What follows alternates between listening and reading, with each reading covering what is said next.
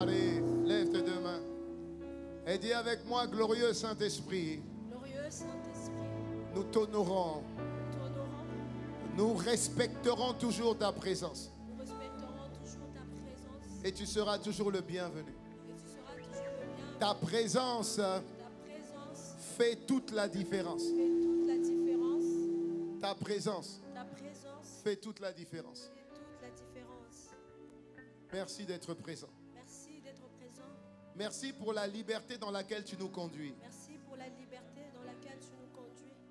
Tu es la différence Tu es la différence et tu fais la et différence. tu fais la différence. Tu es l'esprit de la distinction. Tu es l'esprit de la distinction.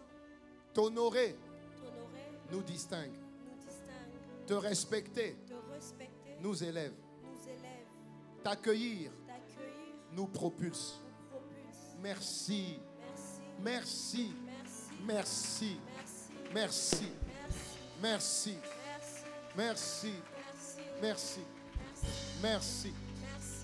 merci. Merci. Que Jésus Jésus, trouve gloire trouve gloire dans tout ce que nous faisons, dans tout ce que nous faisons, dans tout ce que nous pensons, dans tout ce que nous pensons, dans tout ce que nous disons. dans tout ce que nous disons. À toi seul, À toi seul, à toi seul, à toi seul, tendre Père, tendre Père, sois honneur, sois honneur, gloire gloire et acclamation. et acclamation. Au nom de Jésus. Héros Shabara. Ayarebosha.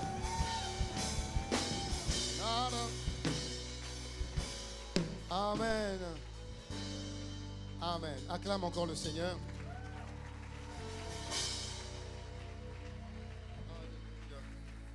Je voudrais que tu puisses saluer trois personnes à gauche, trois personnes à droite. Dis, le règne de Dieu est en toi. Dis encore, le règne de Dieu est en toi. Voilà. Trois personnes à gauche, trois personnes à droite. Le règne de Dieu est en toi. Le règne de Dieu est sur toi. Bon, j'ai pas de retour. J'ai pas de retour, c'est ça? J'ai pas de retour, c'est ça? Je m'entends pas en fait. Alléluia. Gloire à Jésus. Est-ce qu'on peut encore acclamer le Seigneur? Merci. Alléluia. Dis avec moi, merci Seigneur, trois fois avant de t'asseoir. Voilà, tu peux t'asseoir maintenant au nom de Jésus. Amen. Bienvenue encore une fois dans une des nombreuses représentations diplomatiques du royaume des cieux. Bienvenue. Amen. Oui, oui, oui. Bienvenue à l'ambassade des cieux. Amen. Oui. Tu es vraiment dans une ambassade. Dis-moi Amen. Oui. C'est la maison de Dieu, c'est la maison où Dieu règne. Et tu es la maison de Dieu et Dieu règne en toi et sur toi au nom de Jésus. Amen. Et il y a une seule manière de célébrer le Dieu que nous, et de célébrer le Dieu que nous aimons, c'est par la louange, par l'adoration, par les acclamations. Alléluia. Oui, allez-y. Allez-y. Le Seigneur aime quand on l'acclame. On l'acclame pour ce qu'il est et on l'acclame pour ce qu'il fait. Alléluia. Oui. Amen. Grâce. Merci, c'est une grâce. Oui, tu peux te mettre debout, acclamer Dieu. C'est une grâce, mon frère. C'est une grâce. C'est une grâce. C'est une grâce. C'est une grâce. C'est une grâce. Amen. Alléluia. Merci Seigneur. Bienvenue encore aujourd'hui au premier culte du mois de février. Bienvenue en février. Dis-moi Amen. Voilà, bienvenue en février. Dieu a pour toi de belles choses et Dieu a pour toi de grandes choses. C'est pas moi qui le dis, je ne fais que dire ce que la parole de Dieu déclare. Amen. Dieu a pour toi de belles choses et Dieu a pour toi de grandes choses. Dans le nom puissant de Jésus. La Bible, le Seigneur nous rassure que nous irons de gloire en gloire. Ça veut dire de victoire en victoire, ça veut dire de témoignage en témoignage, ça veut dire de percée en percée, ça veut dire de connaissance de Dieu en connaissance de Dieu, ça veut dire de vérité en vérité. Dites-moi Amen. Alléluia. Dieu est vrai et le fait que tu te retrouves là, c'est l'amour de Dieu et c'est la bonté de Dieu. et je ne veux absolument pas que tu prennes cela comme un acquis, tu vois. C'est pas un acquis, hein. C'est vraiment pas un acquis. C'est vraiment pas un acquis. Des fois, nous avons la fâcheuse habitude d'apprécier quelque chose quand nous l'avons perdu. Hein? Et quand nous avons la chose, nous banalisons la chose, mais ça ne t'arrivera pas et ça ne m'arrivera pas. Donc le fait d'avoir une église, le fait de nous retrouver ensemble, le fait d'être enseigné par l'Esprit de Dieu, parce que quand nous honorons l'Esprit de Dieu nous enseigne. L'Esprit de Dieu nous conduit dans toute la vérité. Amen. Et la connaissance de la vérité, c'est la clé de ta libération, la clé de ta délivrance, la clé de ta percée.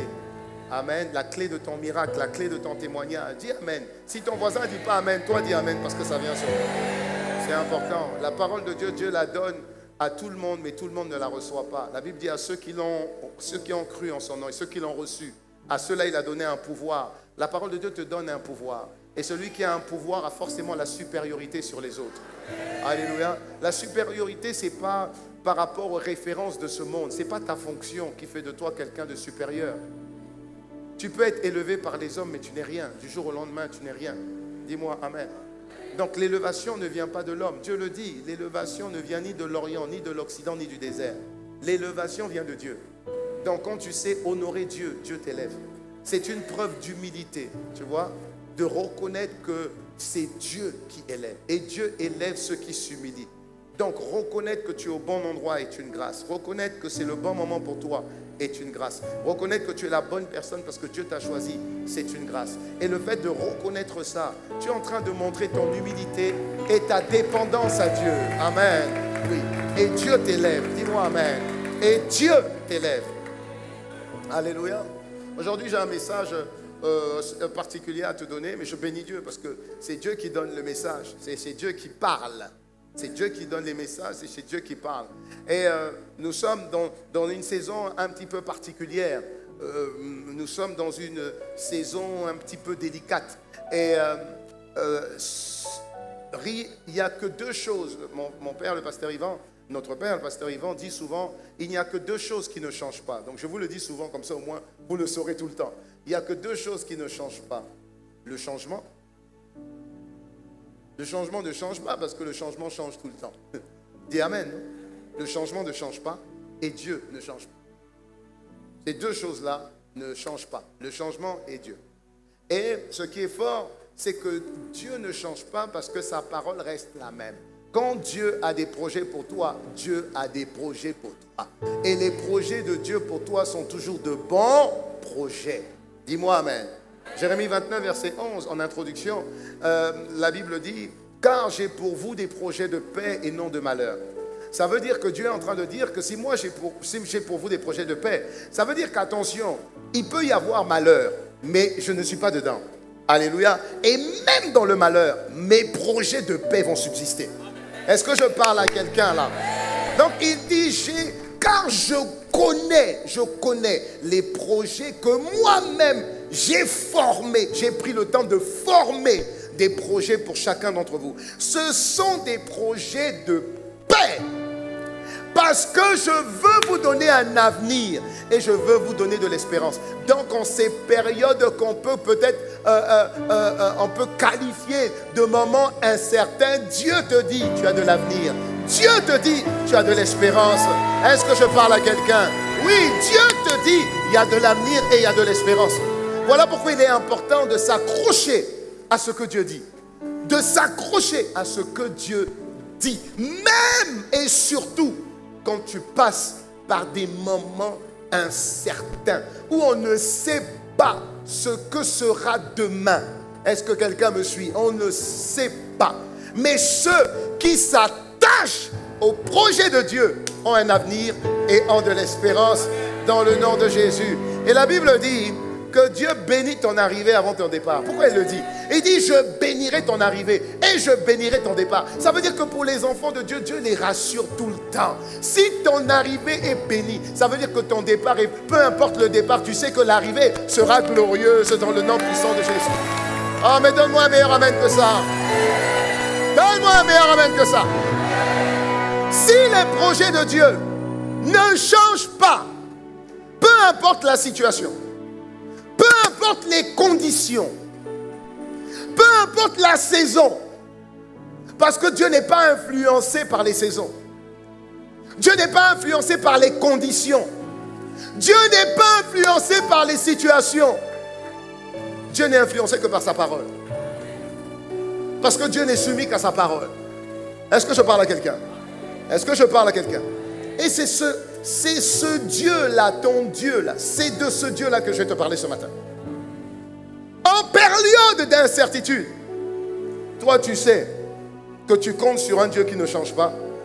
Ce qu'il a dit s'accomplira. Dis-moi amen. Dis-moi amen. Maintenant, Dieu m'a donné une parole pour toi et pour moi.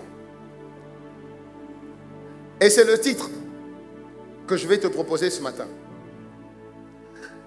Le titre de ce message, c'est « Bâti sur la parole te rend inébranlable dans la tempête. » Alléluia.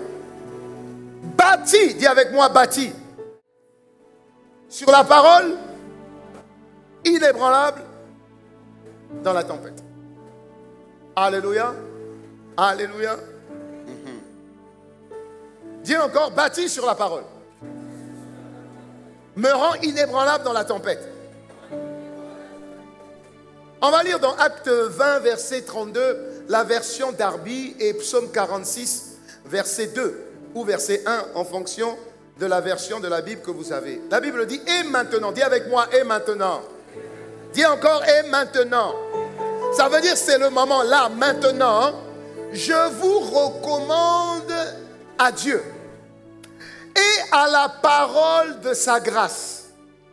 Cette parole qui a la puissance d'édifier, de bâtir, de fortifier.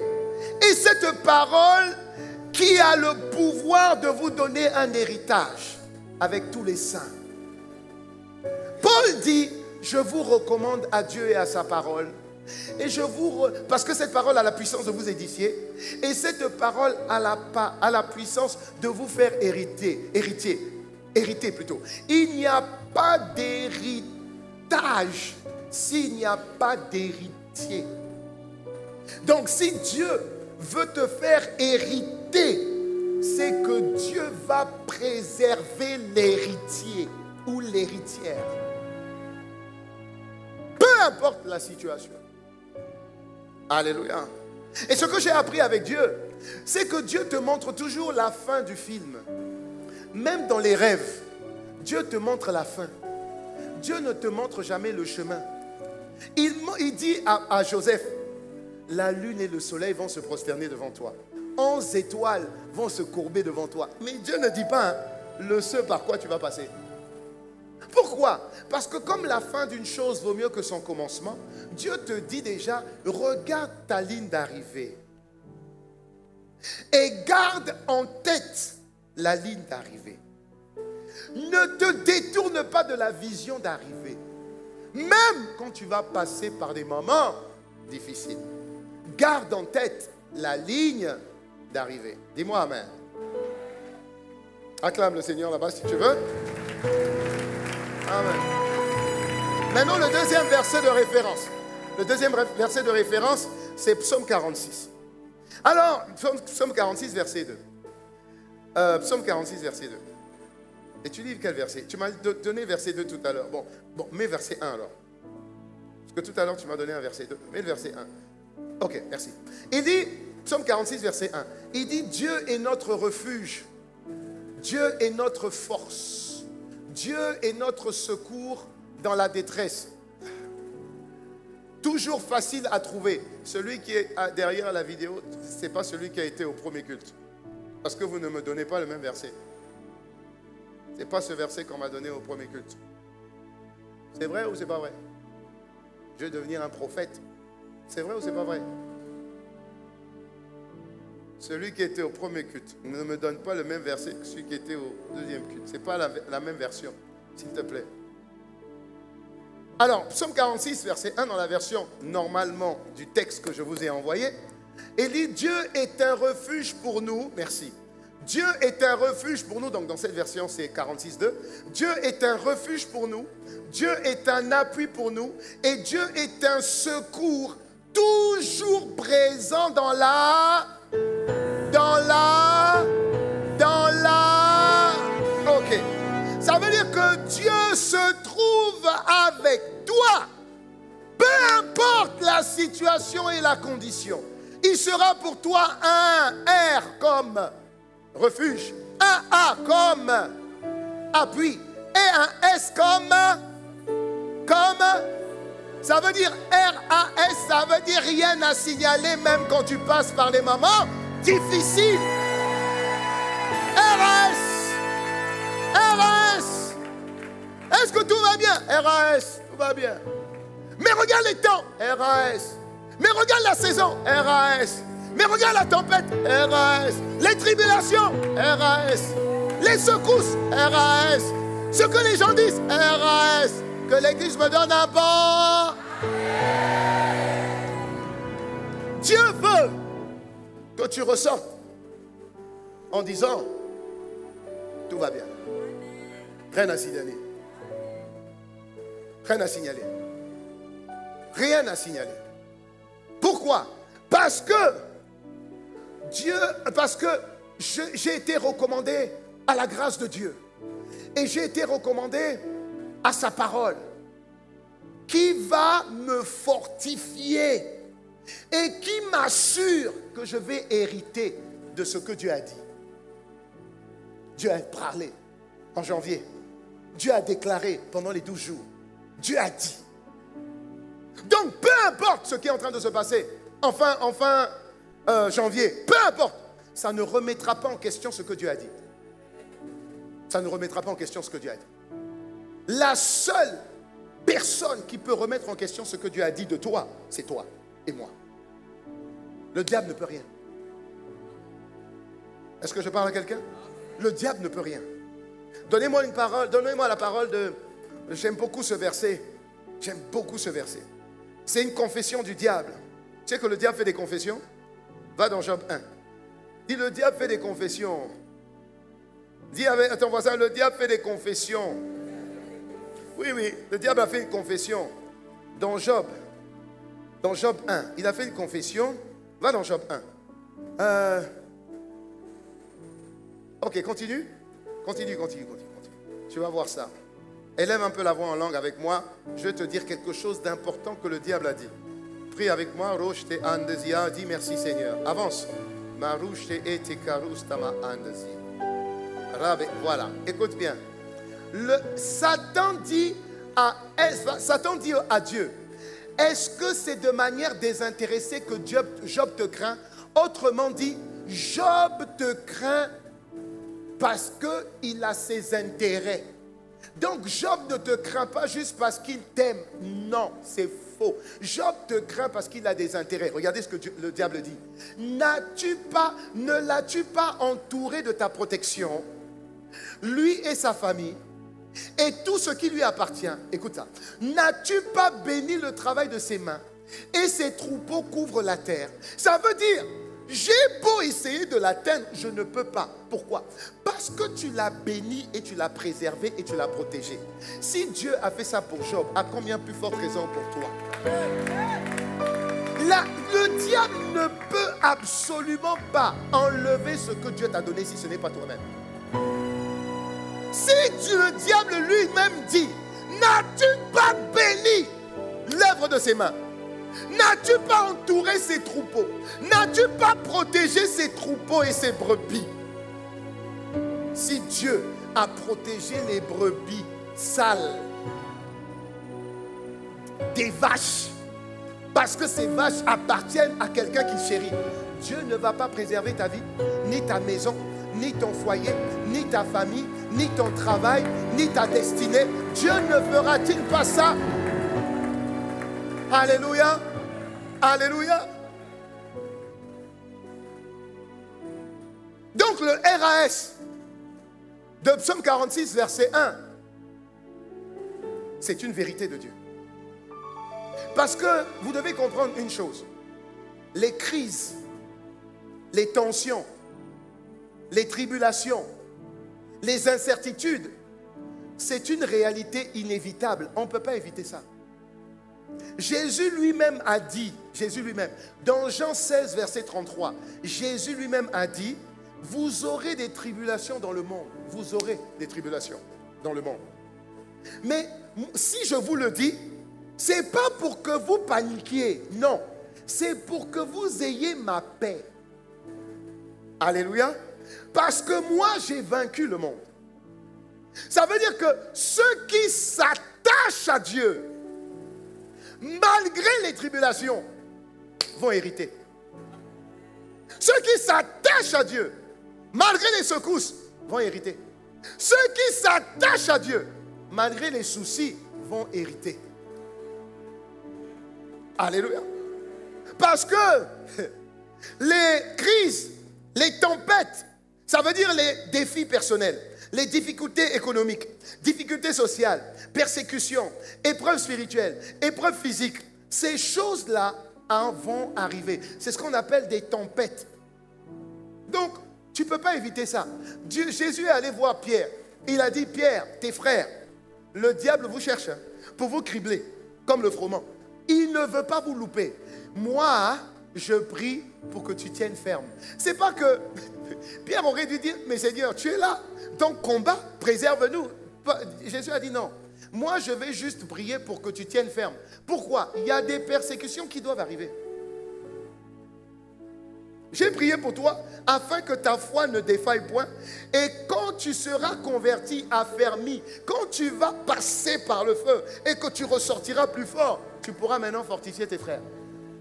Il y a des tempêtes, des crises qui sont inévitables. Comprends-moi bien. Comprends-moi bien. Dieu permet toutes choses pour un but. Dieu permet toutes choses pour un but. Et la Bible dit dans le livre de Nombre que Dieu n'est pas un homme pour avoir les sentiments des hommes. Dieu n'est pas un homme pour mentir. Dieu n'est pas le fils de l'homme pour se repentir. Ce que Dieu a dit, Dieu l'accomplira. Ce que Dieu a déclaré, il est engagé. Donc les hommes que nous sommes, la clé que nous avons, c'est être bâti sur ce que Dieu a dit. Seigneur, tu as dit. Comme tu as dit, tu dois l'accomplir. Est-ce que je parle à quelqu'un? Si on ne fait pas ça, on va rentrer dans les sentiments et Dieu n'est pas dans les sentiments. Parce que tout ce qui est senti ment toujours. Tout ce qui est senti ne dit jamais la vérité. Les sentis sont des voix. Sont des voix que tu entends. Le monde parle. Ta chair parle. Le diable parle. Et Dieu parle. Alléluia. Et donc, le monde te dit quoi? Les réseaux sociaux te disent quoi? La radio te dit quoi? Internet te dit quoi? Donc, tout ce que tu vois, ce sont des voix. Les images que tu vois, on s'envoie des images. Derrière ces images, il y a des voix. Il y a des voix qui parlent en toi. Tu as vu? Et donc, ces voix-là te prêchent. Tu vas sur les réseaux sociaux, les images te parlent. Tu vas à la radio, ce que tu entends te parle. Le diable te parle. Ta chair te parle. Donc, dans cette tempête de voix, la question qui sort et qui doit retenir ton attention, cette question essentielle est celle-ci. Au milieu de toutes ces voix, toi, tu es bâti sur quoi? Ta vie est bâtie sur quoi? Alléluia. Oui, ta vie est bâtie sur quoi? Parce qu'en fait, toutes ces voix vont toujours emmener à la même question. Ta vie est solide à quel point? Ton foyer est solide à quel point? Ton avenir, tu le vois solide à quel point? C'est la question essentielle.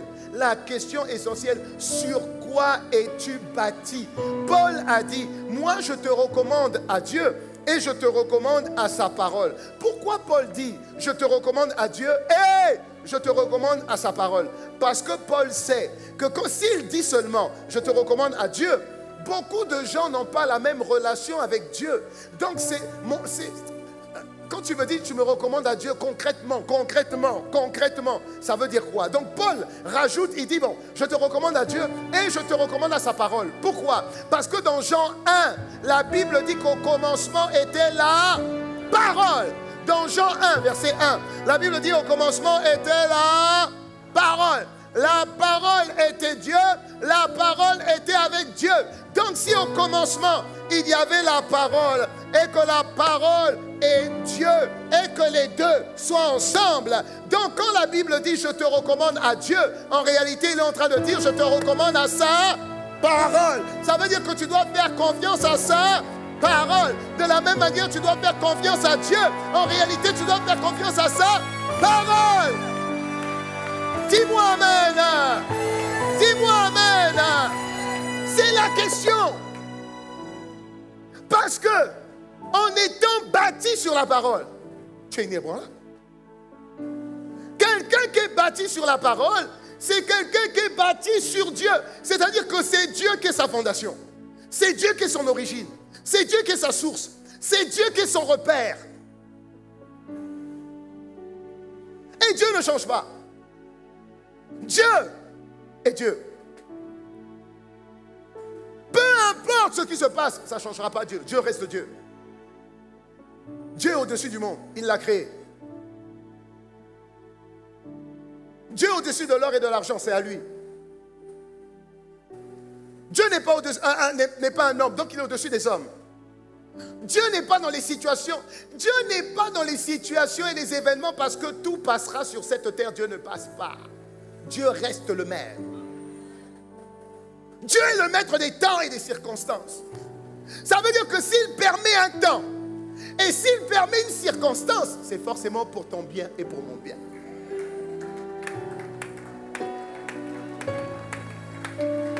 Oh, dis amen seulement, on va quelque part. Dis amen seulement, on va quelque part.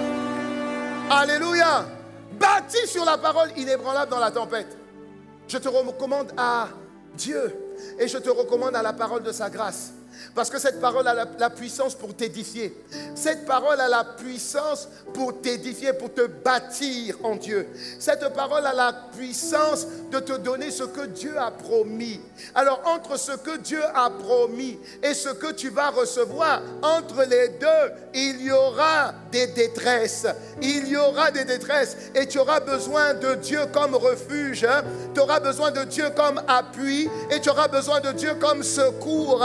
Parce que c'est dans les moments de refuge, ça veut dire que tu n'as plus de refuge, ton seul refuge est Dieu. Dans les moments où tu as besoin de l'appui de Dieu, ça veut dire que tous tes appuis, tous tes contacts, toutes tes connaissances ne sont plus là. Il n'y a que Dieu qui est ton appui. Et dans les moments où tu as besoin de soutien, tu as beau appeler tout le monde, le téléphone ne passe plus, tu n'as plus d'unité, tu n'as plus de batterie. À ce moment-là, Dieu devient ton secours. Il a dit au temps de la détresse. Et en ce moment, il y a des warnings partout. Il y a des warnings partout. Il y a des appels à l'aide partout. Dis-moi amen si c'est vrai. Oui, partout. La détresse, c'est le warning, c'est le secours. Partout. Partout, toutes les familles. Les 26 provinces. Dis-moi amen. Partout. Et pour ceux qui se confient en Dieu. Alléluia. Pour ceux qui se confient en Dieu. Pour ceux qui se confient en Dieu. Dieu, tant que Dieu parle, c'est une bonne nouvelle pour toi, mon frère et ma soeur. Parce que Dieu a parlé. La pire des choses qui puissent nous arriver, c'est que Dieu ne parle plus. Est-ce que je parle à quelqu'un? Même quand Dieu te parle pour te corriger, tu dis Seigneur, merci. Parce que quand Dieu parle, il s'engage dans ce qu'il dit. Mais quand Dieu ne parle pas, tu vas faire quoi? Dis-moi amen. Et Dieu est en train de nous parler ce matin et Dieu va te parler ce matin. Au nom de Jésus, acclame le Seigneur, prépare-toi à recevoir cette parole au nom puissant de Jésus le Christ. Alléluia. Alors la question, bâti sur la parole inébranlable dans la tempête, la question qui peut sortir de ce titre, c'est comment la parole nous permet-elle de tenir en temps de crise alors? Puisqu'on dit bâti sur la parole et inébranlable dans la tempête. Ok. Donc comment cette parole va nous permettre de tenir en pleine tribulation, en pleine saison d'incertitude? Comment cette parole va nous permettre de tenir? Premier point important que tu dois noter, parce qu'aujourd'hui, là, s'il faut noter, aujourd'hui, il faut noter. Papa, il faut noter. Aujourd'hui, il faut noter. Point numéro 1, la parole est une fondation inébranlable. C'est une fondation qu'on ne peut pas détruire. La parole de Dieu est une fondation qu'aucun matériau ici ne peut détruire. Aucune circonstance ici ne peut détruire. La parole est un socle. La parole est une fondation. La parole est une base sur laquelle tu peux bâtir une maison qui sera inébranlable. Quand on parle de inébranlable, ça veut dire qu'il y a des circonstances qui vont essayer d'ébranler la maison sur laquelle est bâti ce fondement et cette fondation. La Bible dit dans le livre de Matthieu 7, versets 24 à 27. Matthieu 7, versets 24 à 27. Dis avec moi, la parole est une fondation inébranlable. Dis encore, la parole est une fondation inébranlable. Ok. Voyons ce que dit la Bible. C'est pourquoi toute personne qui entend ces paroles que je dis et qui les met en pratique, je la comparerai. Écoutez bien. C'est pourquoi une personne qui entend les paroles que je dis et qui les met en pratique, je comparerai cette personne à un homme prudent. Regardez bien, la prudence selon Dieu est différente de la prudence selon les hommes. Aujourd'hui, on nous dit soyez prudents. Ne sortez pas trop tôt. Ne sortez pas trop tôt. Ne rentrez pas trop tard. Vérifiez bien que la maison est bien fermée. C'est pas ça. On dit soyez prudents. Écoutez, la prudence de Dieu, elle est différente de la prudence des hommes. Dieu dit, un homme prudent, c'est celui qui construit sa maison sur le rocher. C'est quoi le rocher? C'est la parole de Dieu qu'il met en pratique dans sa vie. La parole de Dieu qu'il met en pratique dans sa vie fait de lui un homme prudent. Regardez la suite. Maintenant, la suite c'est, la pluie est tombée. Les torrents sont venus, le vent a soufflé et se sont déchaînés contre cette maison. Elle ne s'est pas écroulée parce que cette maison était fondée sur le roc. Ce que ça t'apprend ici, c'est que tu vois, tu ne peux pas empêcher la pluie. Qui peut empêcher la pluie ici? Tu ne peux pas empêcher le vent. Tu ne peux pas empêcher les torrents. Ça ne sert à rien de mal prier. Dieu ne te demande pas de prier contre la pluie, contre le torrent et contre le vent. C'est des choses qui doivent arriver. Dieu te demande de te prémunir et de bâtir ta vie sur la parole en la pratiquant. Aïe, aïe, aïe. Aïe, aïe, aïe. Regarde la suite. Regarde la suite. Le verset continue. Mais toute personne qui entend ces paroles que je dis et qui ne les met pas en pratique ressemblera à un fou. Un fou qui construit sa maison, mais c'est le sable. Regarde la suite. Les mêmes choses arrivent. La pluie est venue. Ça n'a pas changé. Les torrents sont venus. Ça n'a pas changé. Le vent a soufflé. Ça n'a pas changé. De la même manière que ça s'est acharné sur le premier, ça s'acharnera également sur le second. Mais cette maison, la maison du fou, elle s'est écroulée et sa ruine a été grande. Qu'est-ce que Dieu est en train de nous dire ici? Dieu est en train de nous dire ici que le problème, ce n'est pas la pluie. Le problème, ce ne sont pas les tribulations. Le problème, ce ne sont pas les secousses. Les problèmes, ce ne sont pas les moments d'incertitude, parce que ça doit arriver. Ce n'est pas ça le problème. Il ne faut pas se tromper d'ennemi. Le vent, la pluie, et le torrent arrivent. Le problème, ce n'est pas la parole. Parce qu'ils ont reçu la même parole. Le problème, c'est les gens. C'est vous et c'est moi. Est-ce que tu feras partie de ceux qui écoutent et ne font rien? Ou tu feras partie de ceux qui écoutent et mettent en pratique? Parce que le vent viendra, la pluie viendra, les torrents viendront. Comme maintenant. Alléluia. Dieu ne te laissera jamais tenter au-delà de ta force. Quand Dieu parle d'une personne, Dieu parle d'une famille. Quand Dieu parle d'une famille, Dieu parle d'une commune. Quand Dieu parle d'une commune, Dieu parle d'une province. Et quand Dieu parle d'une province, Dieu parle d'une nation. C'est la même chose. Toutes les nations vont recevoir le vent. Toutes les nations vont recevoir la pluie. Toutes les nations vont recevoir le torrent. Toutes les nations. Parce qu'il y a des choses qui doivent arriver. Aucune nation de la terre, aucune, n'a été épargnée. Aucune. Il y a eu des saisons. Que ce soit des États-Unis jusqu'en Chine, il y a eu des saisons. Toutes les nations. Même le peuple choisi de Dieu, Israël, ils sont toujours dedans jusqu'à aujourd'hui. Là. Donc, à partir du moment où tu sais que nous savons que le vent, la pluie et le torrent viendra, papa, bâtissons sur le roc.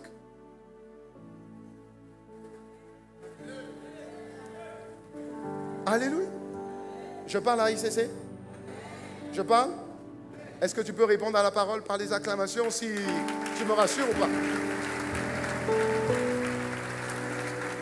Alléluia. Parce que sinon, Seigneur, non, pas la pluie. Seigneur, pas la pluie, pas la pluie. Pas la pluie, pas le vent, pas la tempête. Combat le bon combat. C'est pas le bon combat. Le bon combat, c'est garder la foi. C'est pas ça. Combat le garder la foi. Mais la foi, c'est quoi? La foi qui vient de la parole. Combat le bon combat de la foi. Et tu dois achever la course. Combat le bon combat. Achève la course, garde la foi. Et ensuite, tu as la récompense. Si tu as un combat, c'est qu'il y a une lutte. Il n'y a pas de victoire sans lutte. Il n'y a pas de victoire sans combat. Seulement le combat, ce n'est pas contre la chair et le sang, Bandeko. Non, ce n'est pas contre la chair et le sang. C'est contre les dominations, les principautés, les autorités, les autorités et les esprits méchants. Ce n'est pas contre la chair et le sang. Ce n'est pas contre la chair et le sang. Il n'y a que l'Église qui a la révélation de ça. Et donc il n'y a que l'Église qui peut bâtir la vie d'une personne, bâtir la vie d'une famille, bâtir la vie d'un quartier, bâtir la vie d'une commune, bâtir la vie d'une province et bâtir la vie d'une nation. Il n'y a que l'Église qui puisse le faire. Dis-moi amen et on continue. Alléluia. La Bible explique ici que Job, dans Job 1 et 2, Job avait perdu ses biens. Job avait perdu ses enfants. Job avait perdu sa santé. Au nom de Jésus, tu ne perdras ni tes biens, ni tes enfants, ni ta santé. Et toi et moi, et que quelqu'un me donne un bon amen. Parce qu'il nous a servi d'exemple, gloire à Dieu pour Job. Alléluia. Alors on regarde ce que Job a vécu. Job a perdu biens, enfants et santé. Mais tu vois que Job a tenu ferme dans sa foi. Parce que dans Job 1, verset 21, voilà ce que Job dit. Dans Job 1, verset 21, regardez ce que ce monsieur dit après avoir perdu enfants, biens et santé. Il dit: c'est nu que je suis sorti du ventre de ma mère, et c'est nu que je repartirai. L'Éternel a donné, l'Éternel a repris, que le nom de l'Éternel soit béni. Dis-moi amen. Dis-moi amen. Seulement, c'est dans Job 1. C'est dans Job 1. Et Job, à plus de 40 chapitres, Dis-moi amen, non? Dis-moi amen. Hein? Donc ça veut dire, c'est au début des épreuves de Job. On peut considérer que c'était la pluie. Mais après la pluie, il peut y avoir des torrents. Et après le torrent, il peut y avoir le vent. Est-ce que je parle à quelqu'un? Alléluia. Parce que le même Job, vous savez, à un moment donné, le même Job dit, je maudis le jour où je suis né. Je maudis le jour où je suis né. Je maudis ce jour. Gloire à Dieu, Job n'a pas maudit Dieu.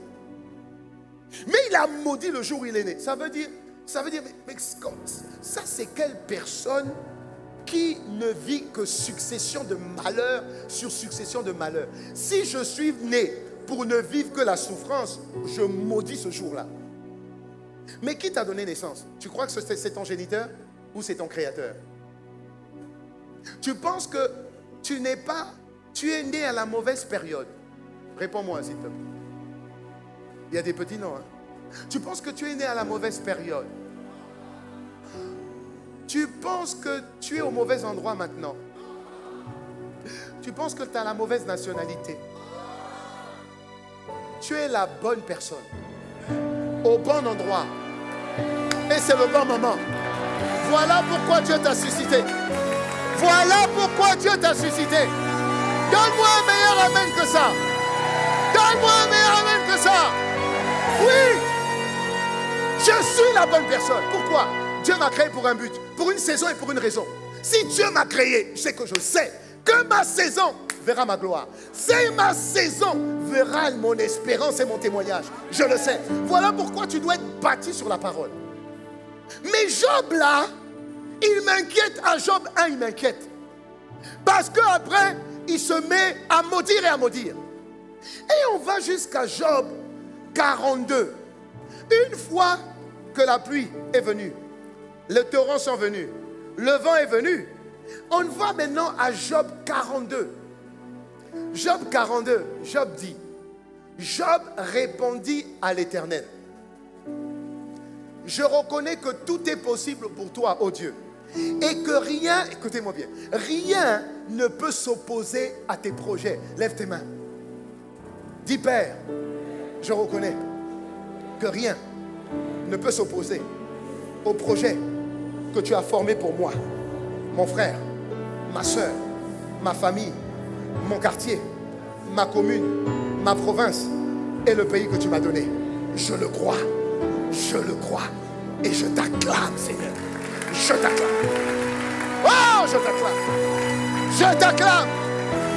Je t'acclame. Rien ne peut s'opposer. Oh yes. Regarde la suite. Regarde la suite. Regarde la suite. Il dit, mais qui est celui qui dissimule mes plans par un manque de savoir? Oui, j'ai parlé. Ça c'est Job qui est en train de parler à lui-même. Hein? Il parle à lui-même. Il dit, oui, j'ai parlé, mais j'ai parlé sans comprendre. Écoutez-moi bien. Tout ce que je disais, je le disais comme ça seulement. J'ai parlé. Mais en fait, ce que je disais, je n'en comprenais pas la profondeur. J'ai parlé sans comprendre des merveilles qui me dépassent et des merveilles que je ne connais pas. Regarde la suite. Il dit, écoute-moi et je te parlerai. Je t'interrogerai, ô Dieu, et tu me renseigneras. Tu vois que là, maintenant, Job est en train de rentrer. C'est comme si il rentre dans une connaissance plus profonde de ce fameux Dieu. Et regarde ce qu'il dit après. Il dit, mon oreille, dans Job 1 là, avait juste entendu parler de toi. Mais maintenant quoi? Après la pluie, après le vent, après le torrent, mes yeux t'ont vu. Mais je reconnais mes torts sur la poussière. Et je reconnais mes torts dans la cendre. Je reconnais. Qu'est-ce que Job est en train de dire, mon frère, ma soeur? Job est en train de dire, en réalité, sans la tempête, sans le vent, sans le torrent, en fait, je ne te connaissais pas. En fait, la tempête, le torrent sont des bénédictions parce que ça m'a permis de te connaître. Dis-moi amen. Mais si Dieu ne t'enseigne pas sur ça, tu vas médire. Tu vas maudire. Tu vas jurer vengeance. Tu vas jurer meurtre.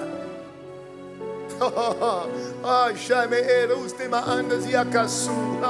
Maruste ma kasiare ma andezia kasu. E karaba endezia kasu. Attention, les plus méchants ne sont pas les plus méchants ne sont pas ceux qui ne sont pas en Christ. Les plus méchants sont des enfants de Dieu des fois. Je te dis, les plus méchants des fois sont des enfants de Dieu. Je te dis, les plus méchants, tu seras surpris d'écouter ce qui sort de la bouche des enfants de Dieu. Tu seras surpris. Tu seras surpris. Si tu rentres dans le lieu secret pour écouter les prières des enfants de Dieu, mais même Dieu va dire, attends, moi je veux que tous les hommes soient sauvés, parviennent à la connaissance de la vérité. Et toi tu veux tuer tout le monde. Mais si tu veux tuer tous les méchants, toi aussi tu étais méchant à un moment donné. Parce que tous ont péché. Si toi tu as eu grâce, alors que tu étais méchant, et le méchant alors, nous disons Seigneur, augmente ma foi. Seigneur, augmente ma foi. Seigneur, augmente ma foi. Seigneur, augmente ma foi, augmente ma foi. Voilà pourquoi la Bible dit que dans le malheur, réfléchis. Ne parle pas trop vite. Parce que Dieu n'interdit pas la pluie de tomber. Dieu peut arrêter la pluie, mais il n'interdit pas la pluie de tomber. De toute manière, il faut bien qu'il y ait la pluie pour que les gens voient la puissance de Dieu qui arrête la pluie. Oh, mais dis-moi amen. Une lumière se reconnaît quand il y a les ténèbres. Quand il n'y a pas de ténèbres, on ne reconnaît pas la lumière. Est-ce que je parle à quelqu'un ce matin? Est-ce que je parle à quelqu'un ce matin? Est-ce que je parle à un enfant de Dieu ce matin? Bâti sur la parole, inébranlable. Inébranlable. Parce que je sais que Dieu permet tout pour un but. Et Dieu ne permettra jamais que je sois tenté au-delà de mes forces. Avec la tempête, il a ajusté ma force. Mais la tempête doit être là. La pluie doit être là. Les torrents doivent être là. Est-ce que je parle à quelqu'un? Est-ce que je parle à quelqu'un? Donc on a vu que l'attachement à la parole vraie a permis à Job de traverser les épreuves et d'être restauré après l'épreuve. Non seulement ce qu'il avait perdu, Dieu lui a donné 2 fois plus, mais en plus de ça, la crainte qu'il avait de Dieu au début a été décuplée après. Donc en réalité, les tempêtes ont été une bénédiction pour lui. Ah, c'est fort, hein? Ah, c'est fort. Dis encore plus fort. Dis encore plus fort. La DCA, je vous entends pas. Dis plus fort. Dis plus fort encore. Sois béni, ma soeur. Sois béni. Sois béni. Et sois béni. La parole de Dieu, elle est tranchante. Quand c'est tranchant, ça fait mal. Mais elle est efficace. Dis-moi amen. On n'est pas un peuple. On n'est pas un peuple fouilla, comment on peut dire? C'est un peuple. Donne-moi un bon terme en lingala, un peuple. On n'est pas un faux peuple. Comment on dit? Tiba. Kimba. Kimba. Oui. Bikimba. C'est bien ça, j'aime bien. Bikimba. On n'est pas un peuple Bikimba. Avec mon accent là. Non. On est un peuple élu. Un sacerdoce royal. Une nation sainte. Mise à part pour proclamer les louanges de Dieu. C'est ce que nous sommes. Dis-moi amen. Dis-moi amen. Dis-moi amen. Acclame le Seigneur fort et on continue. Mais pas n'importe qui. Deuxième point. Comment la parole permet-elle de tenir ferme en temps de crise? Nous avons compris que la parole est une fondation inébranlable. Très bien. Quel est le deuxième point? La parole fortifie et renouvelle notre foi. La parole, là, qui est en train d'être enseignée par le Saint-Esprit. Cette parole qui m'enseigne moi-même, elle a pour but de fortifier et elle a pour but de renouveler notre foi. Pourquoi? Parce que ta foi a besoin d'être plus forte. La foi, c'est notre sécurité. La foi est notre sécurité. Voilà pourquoi la Bible dit marcher par la foi. La foi est notre assurance vie. Dis-moi amen. Dis-moi amen. Donc quand il dit la foi a besoin d'être fortifiée, ça veut dire que la foi doit devenir plus forte. Tu dois renforcer ton système de sécurité. Dis-moi amen. Ou bien tu dois le renouveler. Dis-moi amen. Ok, je vais vous donner un exemple très simple parce que l'Esprit me donne toujours des exemples très simples pour qu'on comprenne. Ok, en début janvier, quand tu fermes ta porte, tu fermes ta porte, tu as fermé, tu fermes une fois et puis tu pars, non? Tu ne vérifies plus. Papa, maintenant là, tu fais, est-ce que j'ai bien fermé? Attends que je vérifie encore. Avant, tu ne mettais pas le cadenas. Mais aujourd'hui, tu mets mettre le cadenas. Pourquoi? Tu es en train de renforcer ta sécurité. C'est pas ça. Non, mais dis, c'est pas ça. Voilà. Et maintenant, là où les serrures, tu vois, là où la serrure marchait un peu. Hier, c'est pas grave. Aujourd'hui, tu l'as changé. Ça veut dire que tu as renouvelé ta serrure. Tu as renouvelé ton système de sécurité. Pourquoi? Parce que tu es dans des temps où la sécurité a été levée d'un cran. Même à l'église, on a levé d'un cran la sécurité.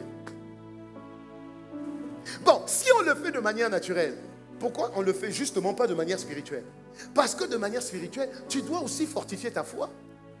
Tu dois la rendre plus forte. Ou bien, tu dois la renouveler.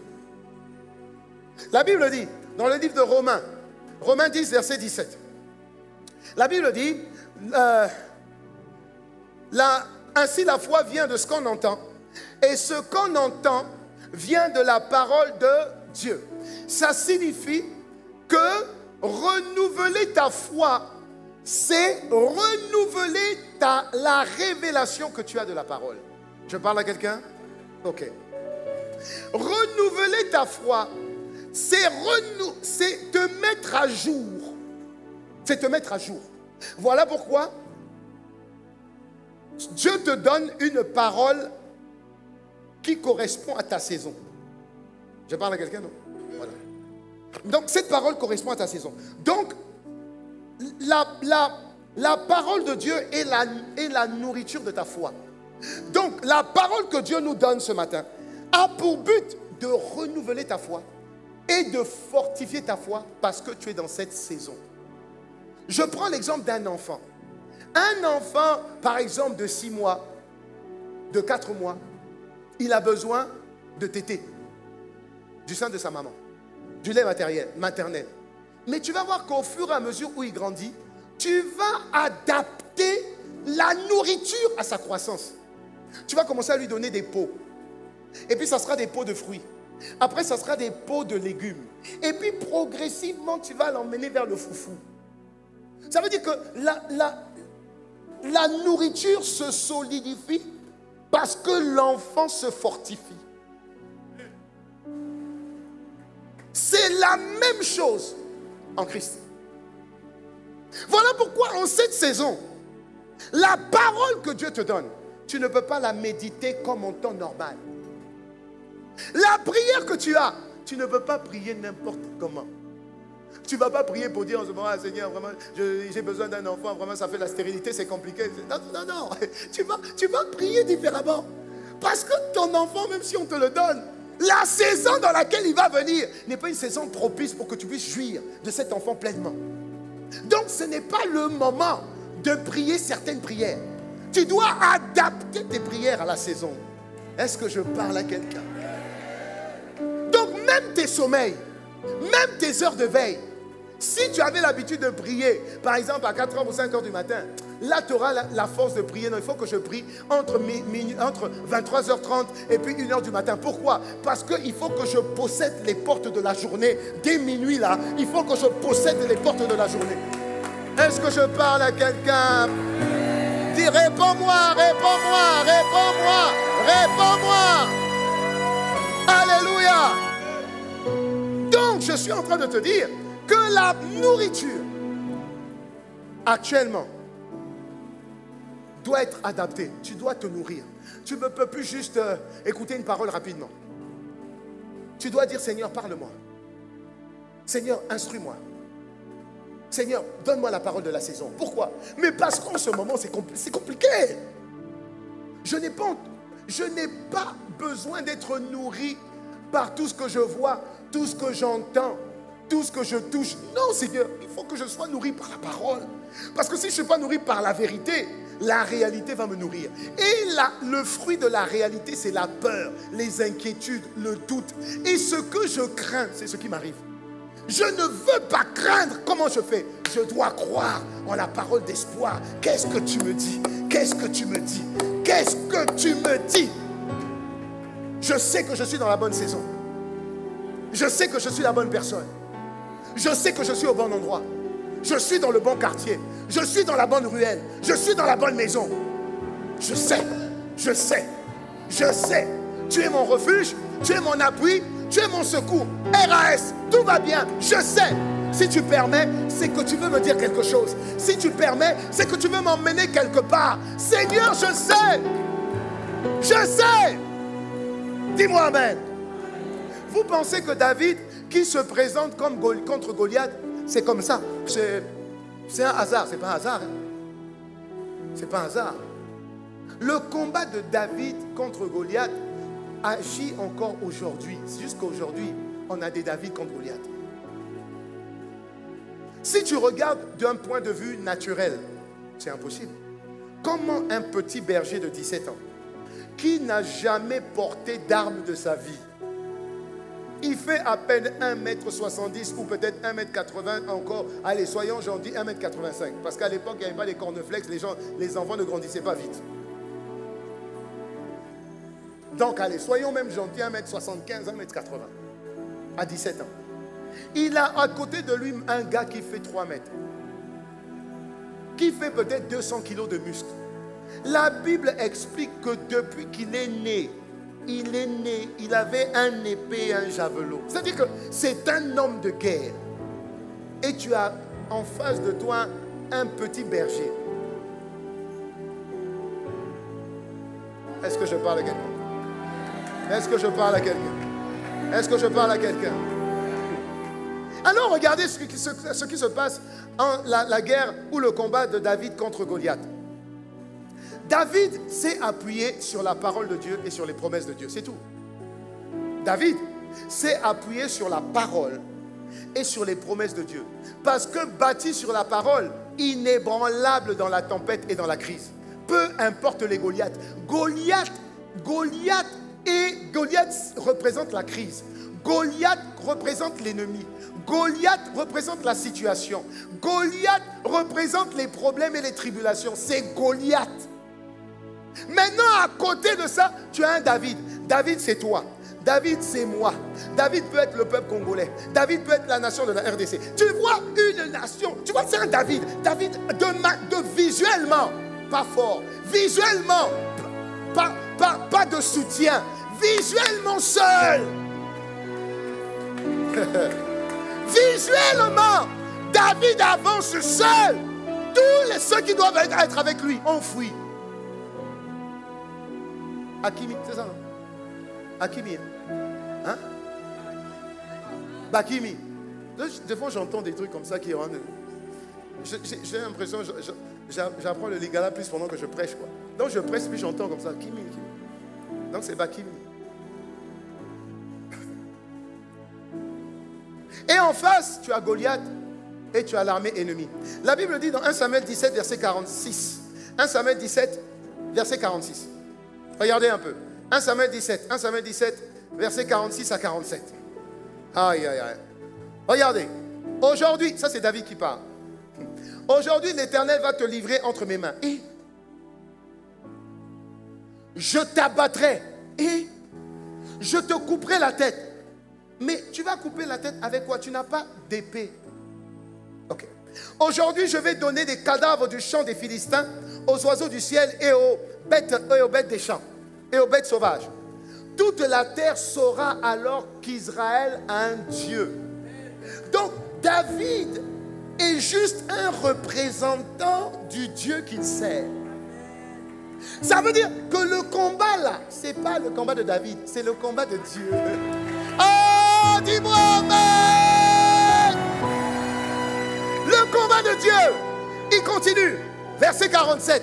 Il dit, et toute l'assemblée saura que ce n'est ni par l'épée, ni par la lance que l'Éternel sauve. En effet, la victoire appartient à... Et il vous livre entre nos... Ce que David est en train de faire ici est puissamment prophétique. Puissamment prophétique. Alors que Goliath s'apprête à jouer un combat naturel, David s'apprête à jouer un combat surnaturel. Alors que Goliath s'apprête à jouer un combat physique, David s'apprête à jouer un combat spirituel. Le combat là est un combat spirituel. Les armes ne sont pas pareilles. Écoutez-moi. Et ça, c'est ce que Dieu m'a dit au premier culte. Si tu combats avec les armes de Goliath, tu as perdu. Écoutez-moi bien. Si tu combats avec les armes de Goliath, mais Goliath est plus armé. Il a plus d'armes. La lance, le javelot. Déjà plus armé. Goliath est mieux nourri. 3 mètres, 200 kilos de muscles. David, 1,75 m. Maigre comme ça. Goliath a plus d'expérience dans le combat. David n'a jamais combattu. Si ce n'est l'ours et le lion. Et encore, c'est par la force de Dieu. Donc David sait que si je combats avec les mêmes armes, écoutez-moi, si je combats avec les mêmes armes, je ne serai jamais plus puissant que Goliath. Je ne suis plus puissant que Goliath si j'utilise d'autres armes. Les armes de Éphésiens 6 à partir du verset 12. Le combat que nous menons n'est pas un combat charnel. Ce n'est pas contre l'homme, non. Ce n'est pas contre la chair et le sang, non. C'est contre les dominations, les principautés, les autorités et les esprits méchants. Et c'est marqué ici. C'est-à-dire des esprits du mal. Et ça se voit. Au-delà de ça, tu as des esprits mauvais. Tu as des esprits mauvais. Des esprits de viol. Des esprits d'inceste. C'est des esprits. Bah. Et des personnes normales. Une personne normale ne peut pas faire ça. C'est des esprits. Alors il dit, voilà, combattez avec les armes de Dieu. Combattez avec les armes de Dieu. Combattez avec les armes de Dieu. Alors il commence avec les armes de Dieu. Vas-y, avance s'il te plaît. Il commence avec les armes de Dieu. Il dit, prenez toutes les armes de Dieu. Les armes de Dieu, de Dieu, de Dieu, de Dieu. Alors prenez les armes de Dieu pour pouvoir résister dans le jour mauvais. On n'est pas dans le jour mauvais, si. Et tenir ferme. Parce que vous devez surmonter. Parce que vous êtes bâtis sur le roc. On y va. Tenez donc ferme. Ayez à votre taille la vérité en guise de ceinture. La vérité de la... La vérité de la... Ça veut dire basez-vous sur la vérité pour combattre. Ensuite, il continue. Il dit, ensuite, enfilez la cuirasse de la justice. Dieu est notre justice. Dieu est notre justice. Et la cuirasse protège quoi? La cuirasse protège le cœur. Le cœur, c'est quoi? Le siège des émotions, des sentiments. Tu vois, non? Les émotions, les sentiments. Tu vois? Et parce que par les sentiments, tu peux poser des actes qui ne sont pas de Dieu. Donc, couvre-toi de la justice de Dieu. La justice de Dieu dit, à moi la vengeance et à moi la rétribution. À moi la vengeance et puis à moi la rétribution. À moi la vengeance et puis la rétribution. Ensuite, il continue. Et mettez à vos chaussures le zèle d'avancer l'évangile de paix. Ça veut dire que votre combat, vous allez gagner les méchants. Les méchants vont se prosterner et les méchants vont dire, ton Dieu sera maintenant notre Dieu. Ça veut dire que ton combat sera un combat d'évangélisation. Dis-moi amen. Ensuite, il dit en toutes circonstances, protégez-vous du bouclier de la foi. Le bouclier de la foi, c'était une arme. C'était un bouclier, ça faisait à peu près entre 1,50 m et 1,70 m. Ça veut dire que quand un guerrier se mettait comme ça, on ne le voyait plus. On ne voyait que la foi. Donc Dieu est en train de te dire, fais tout par la foi. Garde-toi par la foi. Protège-toi par la foi. Préserve-toi par la foi. Est-ce que je parle à quelqu'un? Il dit, vous pourrez éteindre tous les flèches enflammées du mal. Parce que le malin va lancer des flèches. Si ça atteint ton cœur, tu auras la rancune. Ça atteint ton cœur, tu auras la vengeance. Ça atteint ton cœur, tu auras des plaintes. Tu comprends? Et quand les enfants de Dieu sont attaqués, là, c'est fini. Dieu ne peut plus rien faire. Le combat, là, il est spirituel. Il n'est pas naturel. Ce n'est pas les voies diplomatiques, tout ça, là. C'est ta prière et ma prière. Ce qui est terrible, c'est qu'on néglige toujours ceux par qui Dieu passe. Voilà pourquoi la Bible dit dans 1 Corinthiens. Est-ce que je parle à quelqu'un? On va continuer avec les armes. Après, je reviens dans 1 Corinthiens. Il dit, faites aussi bon accueil au casque du salut, l'épée de l'esprit, c'est-à-dire la parole de Dieu. Et ensuite, au verset 18, il dit, conclut, en disant, faites en tout temps par l'esprit, toutes sortes de prières et de supplications. Veillez à cela, avec une entière persévérance, priez pour tous les saints. Priez pour tous les saints. Il dit, faites en tout temps par l'esprit. Ça veut dire, ça, ce sont les armes de l'esprit. Et c'est avec ces armes-là que David a combattu Goliath. Pourquoi David a pris, oh Seigneur, pourquoi tu m'emmènes là-bas? Pourquoi David a pris 5 pierres? 5, pas 6, pas 4, 5. Il a battu Goliath avec combien de pierres? Une pierre. Et tu vas comprendre que Goliath avait 4 autres frères. Donc il avait dit au cas où, si vous n'avez pas compris ce que mon Dieu est capable de faire, les 4 venaient. Je ne vais pas utiliser plusieurs pierres. Une pierre pour chacun, une pierre pour chacun, une pierre pour chacun. Dis-moi amen. Et si je me rentre même en profondeur, je peux. Petite parenthèse. La Bible dit que David a choisi les pierres. Et puis il a choisi les pierres les plus polies. Les pierres bien les plus polies. Ça veut dire que visiblement, ça veut dire que quand on va au combat, on choisit nos versets bibliques avec choix. On choisit nos versets. On met dans nos poches là. On met dans nos poches des cartouches de versets. Et maintenant quand on combat, papa, on combat les entités. Parce que les hommes sont contrôlés par des esprits. Alléluia. Je suis en train de parler de l'armée de Dieu sur terre. C'est toi et c'est moi. C'est toi et c'est moi. C'est toi et c'est moi. Sinon, on va se cacher. Sinon, on va se cacher. Et ce qu'on sait bien faire, allez, prière. On va prier chacun dans notre coin. Et tu vas écouter la prière. Des prières remplies de peur. Des prières remplies de peur. Papa, Dieu n'est pas là-bas. Notre Dieu est peureux. Notre Dieu est peureux. Dis-moi amen. Alors David se lève. Et puis il dit, tu viens contre moi avec la lance et le javelot. Ok. Mais sache que je viens contre toi au nom de l'Éternel des armées, le Dieu du peuple d'Israël que tu as insulté. Je viens contre toi. Il dit, David dit, tu marches contre moi avec l'épée, la lance et le javelot. Moi, je marche contre toi au nom de l'Éternel. 1. Le maître de l'univers. 2. Au nom du Dieu de l'armée d'Israël. 3. Il n'a pas dit, je viens contre toi au nom de Yahvé Shammah. Il n'a pas dit Shammah. Il n'a pas dit, je viens contre toi au nom de Yahvé Jireh. Non. Ce n'est pas Yahvé Jireh. C'est le Dieu des armées. J'engage Sabaoth. J'engage. Hey!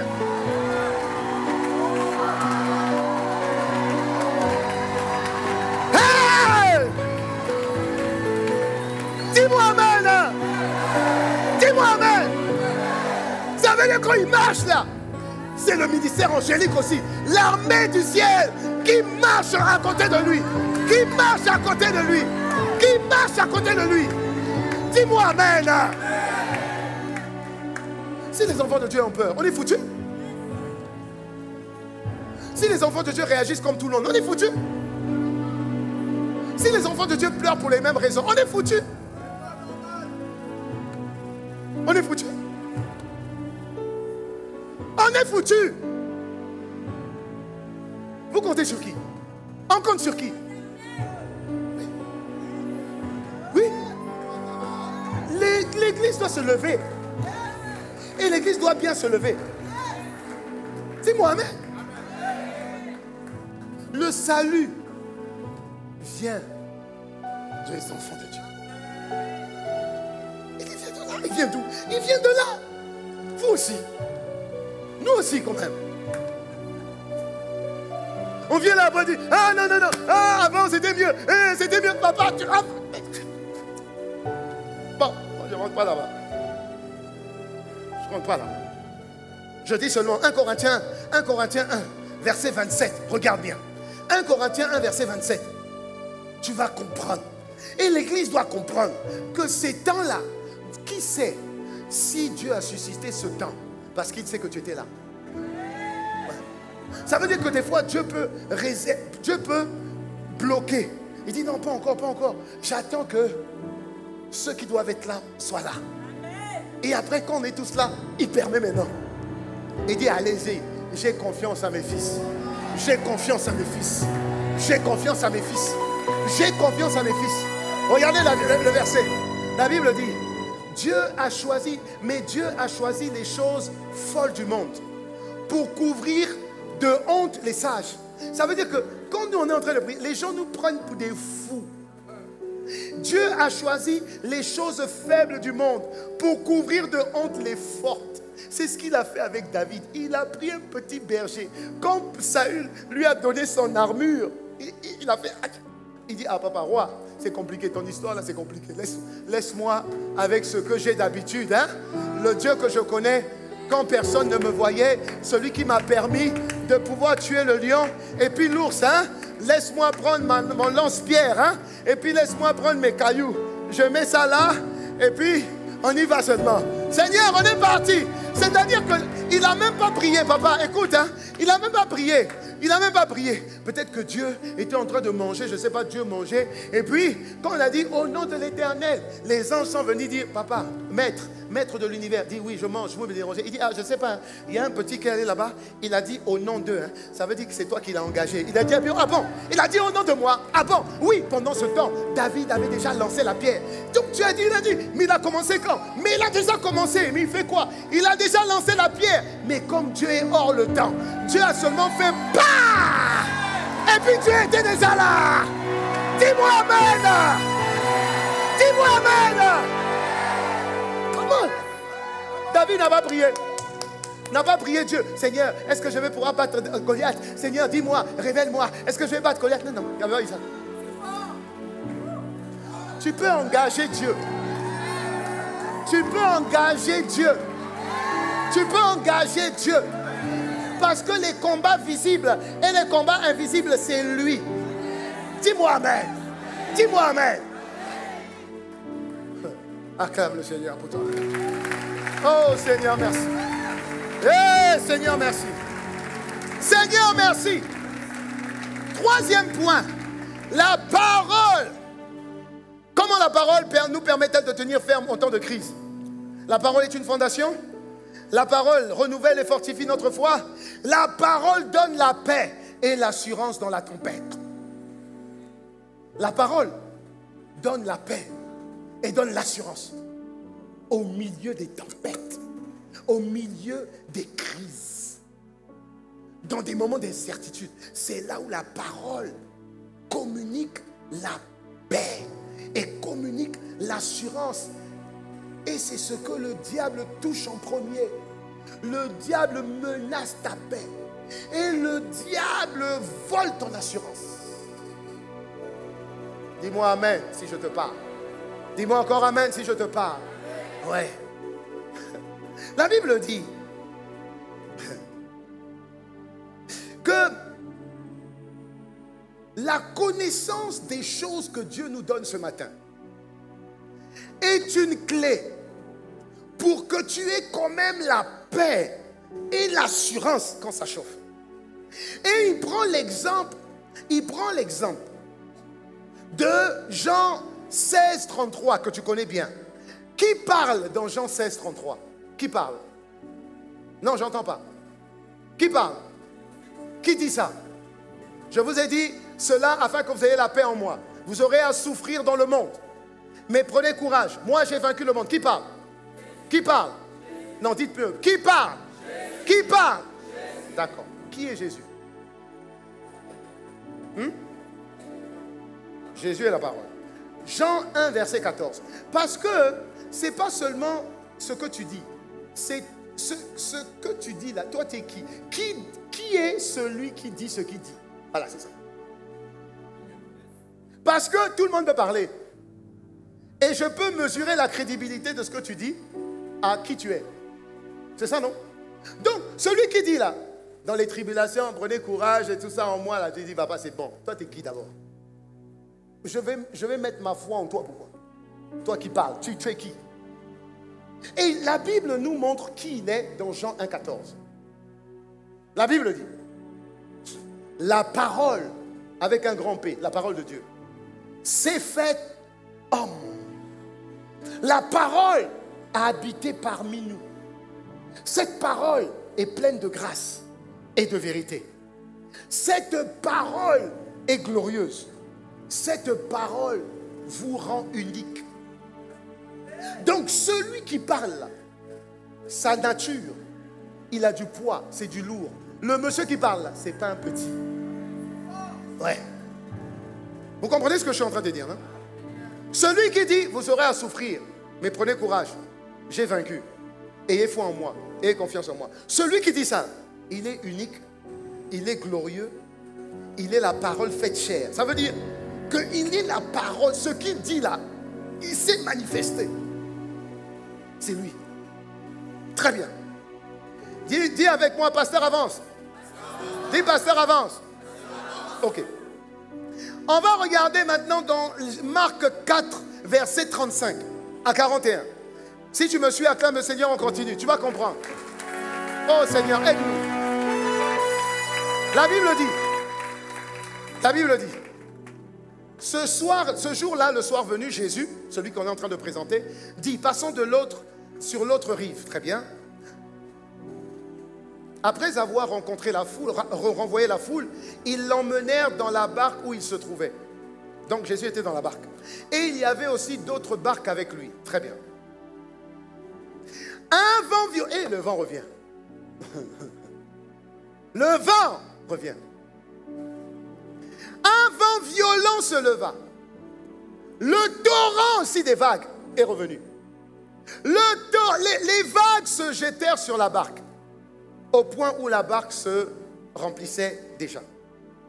Quand vous êtes dans une tempête et que l'embarcation prend de l'eau, vous savez que même si vous savez nager, si la barque là se renverse, c'est fini. Tout le monde meurt. Même le meilleur nageur, n'est-ce pas? Donc, ces pêcheurs, quand ils ont vu l'eau rentrer dans la barque, aussi vite qu'il la faisait sortir, et ils ont vu le temps, ils ont dit, c'est fini. Donc, panique à bord. On continue. La Bible dit, et lui, qui? Jésus, qui? La parole, qui? Le glorieux. Il dormait tranquillement sur un coussin. Ils ont dû le réveiller. Attends, si toi tu dors, et puis tu as des secousses, et puis il y a de l'eau sur toi, papa, tu vas pas te lever? Non? Alors, si moi j'étais dans la barque, toi aussi je suis sûr, tu aurais dû dire, ce gars-là, il n'est pas là. Ça c'est un sorcier. Il est allé où? Son corps est là, mais son esprit n'est pas là. Comment ça se fait que tout le monde panique, tout le monde fait du bruit, et il est renversé par de l'eau, et puis toi tu continues à dormir? Ça veut dire que tu as fait un voyage astral. Il n'est pas là. Jésus là, oui, Jésus là, c'est un sorcier. Comment tu peux dormir? C'est pas possible. N'est-ce pas? Moi j'aurais fait ça. J'aurais dit c'était pas clair. Je viens comme ça, tu es au culte. Je fais, tu continues à dormir. Ah! J'allais envoyer le feu. Mais comme on est focalisé, parce que tout le monde peut mourir, papa, qu'est-ce qu'ils ont fait quand même? Ils l'ont réveillé. Bien. Ils l'ont réveillé. Et quand tu réveilles quelqu'un qui dort, tu ne fais pas comme ça, comme tu fais pour tes enfants. Doudou, réveille-toi. C'est pas ça, hein? Hé, Fumouka! Comment on dit le réveille-toi? La mouka. Hé! Il dit, maître, est-ce que que ça ne te fait rien. Nous sommes en train de mourir. On meurt. Alors Jésus se réveille. Et quand tu te réveilles des fois d'un long sommeil, le temps que tu reprennes un peu tes esprits, Jésus dit une chose qui m'a interpellé et l'esprit m'a montré ça. Jésus dit quoi? Jésus dit silence. Quand quelqu'un dit silence, ça veut dire je dormais tranquillement, tu fais du bruit, ton bruit me dérange, tais-toi. Tais-toi. Ça veut dire, n'ose même pas me bousculer parce que je ne suis pas influencé par les tempêtes, les torrents. Vous comprenez? Je ne suis pas.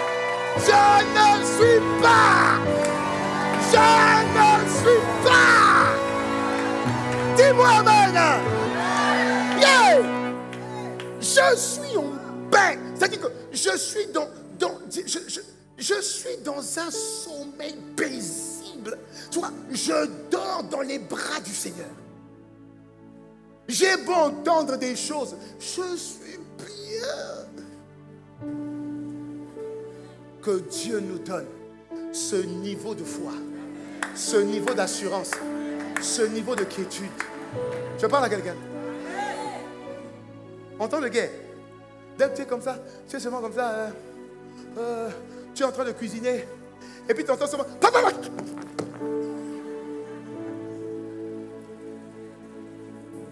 Même l'enfant dit, maman, tu fais quoi? Dis la vérité. Dès que tu entends papa.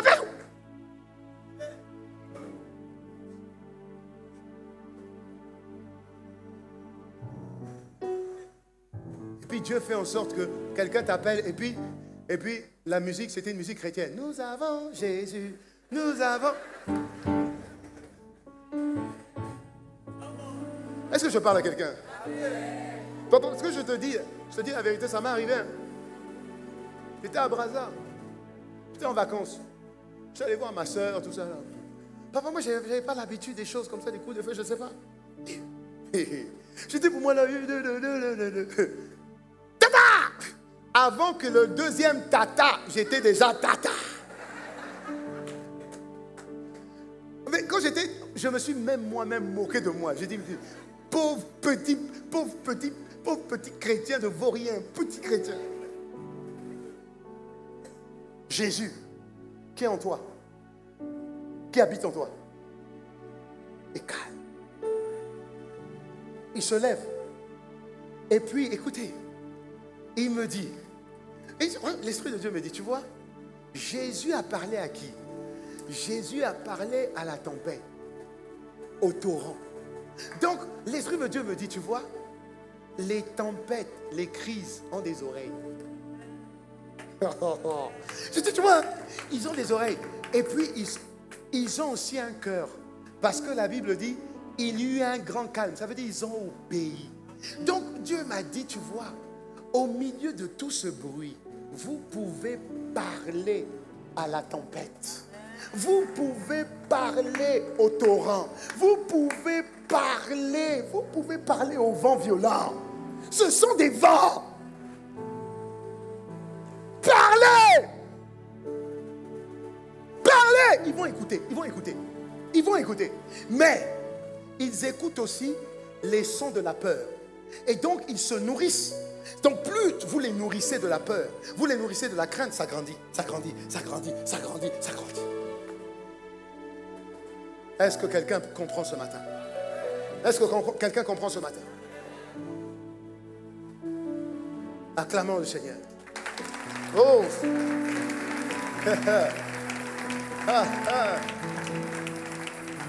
Quatrième point. Il faut que je finisse dans 10 minutes. Je vous ai déjà dépassé de 7 minutes. Quatrième point. Comment la parole nous permet de tenir? La parole nous donne un héritage durable. Ok. Dis avec moi héritage durable. L'héritage durable, c'est quoi? Ça veut dire que ce que Dieu a prévu pour toi dure. Ça veut dire ça traverse les saisons, ça traverse les époques, ça traverse les conditions. Ce que Dieu a dit ne peut pas changer en fonction des circonstances. Amen. Les tempêtes ne vont pas changer ce que Dieu a prévu pour toi. Si ce que Dieu a prévu pour toi, ça devait arriver cette année, et ça doit arriver au mois de février, ça arrivera au mois de février. Écoute, ne change pas ton agenda. Écoutez-moi bien. Ne change pas ton agenda. Ne change pas. Sauf si Dieu te dit. Sinon, ne change pas. Si tu changes ton agenda par rapport à ce que tu vois, tu es charnel. Parce que la promesse de Dieu, elle a un temps fixé. Si elle doit atterrir le 15 février 2025, elle va atterrir le 15 février 2025. Vous comprenez ce que je suis en train de dire? Vous comprenez ce que je suis en train de dire? Si le 15 février 2025, tu n'es pas là où tu étais censé être et que tu as bougé par rapport aux circonstances, papa, tu as loupé, c'est pas Dieu. Tu as loupé, c'est pas Dieu. Et ce que je suis en train de dire depuis ce matin est puissamment prophétique. Jusqu'à 23h minuit, j'avais rien. J'avais rien. Je dis, mais Seigneur, je vais dire quoi? Je vais parler de quoi? Parce qu'en ces saisons-là, on ne peut pas parler de n'importe quoi. Même si on ne parle jamais de n'importe quoi. Merci Seigneur, tu nous instruis toujours au bon moment. Seigneur, qu'est-ce que tu dois? Qu'est-ce que tu veux vraiment qu'on dise? Qu'est-ce que tu veux qu'on dise? Et ça a commencé à arriver. Donc ce que je te dis, moi-même, je suis nourri par ça.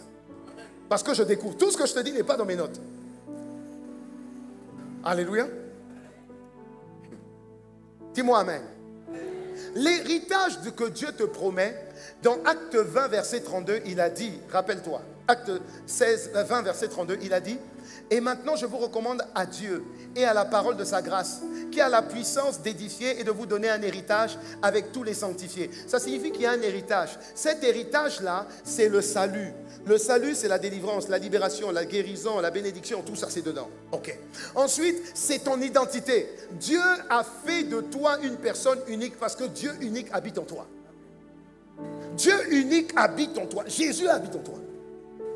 Et tu ne vis plus, c'est lui qui vit. Dis-moi amen. C'est la deuxième chose. La troisième chose, c'est que Dieu a des promesses pour toi. Ça, c'est l'héritage. Maintenant, cet héritage va arriver parce que Dieu a parlé. Et l'exemple que je vais te donner, c'est dans Genèse 12. Genèse 12, du verset 1 au verset 3, lis bien. La Bible dit, Genèse 12, du verset 1 au verset 3, Genèse 12. La Bible dit, l'Éternel avait dit à Abraham, va-t'en de ton pays, de ta parenté, de la maison de ton père, dans le pays que je te montrerai. Écoutez bien ce que Dieu dit à Abraham. Je te ferai devenir une grande nation. Dis Amen. Je te bénirai. Dis Amen. Je rendrai ton nom grand. Dis Amen. Et tu seras une bénédiction. Dis Amen 3 fois. Je bénirai tous ceux qui te béniront. Et je maudirai tous ceux qui te maudiront. En toi seront bénies toutes les familles de la terre. Dis-moi Amen. C'est bon là? On a compris? Maintenant, on va à Genèse 26. Genèse 26, à partir du verset 1. Genèse 26, rapidement. Là, Dieu maintenant parle à Isaac. La Bible dit, il y eut une famine. Dis famine. La famine, c'est une crise. C'est une crise. Il y eut une famine dans le pays. Outre la première famine qui avait eu lieu au jour d'Abraham, et Isaac s'en alla vers Abimelech, roi des Philistins, à Guérar. Très bien. Et l'Éternel lui apparut et dit, oh, ne descends pas en Égypte, demeure dans le pays que je t'ai dit. Isaac dit, mais attends. Non, mais Isaac dit, attends. Il y a la famine. Quand il y a la famine, on fait attention aux finances, on fait attention aux investissements. Donc laisse-moi aller, laisse-moi immigrer, laisse-moi partir, parce que je vais aller dans un endroit plus calme, un endroit où il y a plus de prospérité, un endroit où il y a plus d'avenir. Dieu lui dit, verset 3, Dieu lui dit, séjourne dans ce pays-ci, même s'il y a la famine, il y a la crise, il y a les incertitudes, je serai avec toi. Rappelle-toi, je te bénirai, car à toi et à ta semence, je donnerai tous ces pays. Et j'accomplirai le serment que j'ai juré à Abraham, ton père, en Genèse 12. Amen. J'ai juré. Donc, ma bénédiction perdure avec le temps. Si elle vient sur Isaac et que Isaac est dans la crise, ça ne change pas qu'elle doit atterrir sur toi en cette saison. Dis-moi Amen. Verset 5. Il dit, verset 5. Bon, il dit, je multiplierai ta semence. Comme les étoiles des cieux, je te donnerai tous les pays. Je donnerai tous ces pays à ta semence et toutes les nations de la terre seront bénies en toi. Verset 5. Il dit, verset 5. Parce que Abraham a écouté ma voix et a gardé mon ordonnance, mes commandements, mes statuts et mes lois. Ok, va maintenant au verset 12. Et donc Isaac est resté là. Isaac obéit, Isaac est resté là. Il n'est pas seulement resté là. Regardez au verset 12. Isaac sema dans cette terre. Mais Isaac, les gens disent, Isaac, tu es fou. Ce n'est pas le moment de semer. Ce n'est pas le moment de donner ta dîme. Dieu comprend parce que c'est un temps de famine. Ce n'est pas le moment de donner tes offrandes. Dieu comprend parce que c'est un temps de famine. Ce n'est pas le moment de donner pour les investissements du bâtiment. Ce n'est pas le moment de donner pour Bongwana. Ce n'est pas le moment. Pourquoi? Parce qu'on ne sait jamais demain. Donc comme on ne sait jamais demain, tout ce que Dieu te donne aujourd'hui, garde ça. Regardez. Gloire à Dieu, Isaac sema sur cette terre. Et maintenant, écoutez, la même année, lève la main, dis c'est moi. La même année, il recueillit au centuple, dis c'est moi. Et l'Éternel le bénit, dis c'est moi. Regardez, et l'homme là grandissait, grandit, monte ici, grandit, il grandissait. Et il allait en grandissant de plus en plus. Marche comme ça. Oui, vas-y, marche. De plus en plus. Plus large. Plus haut. Saute main. Telle sera ta destinée au nom de Jésus.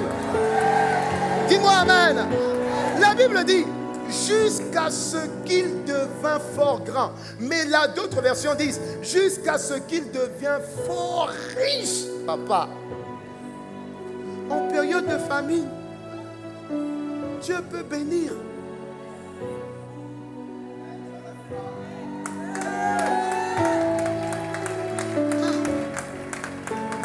Une voix va te dire,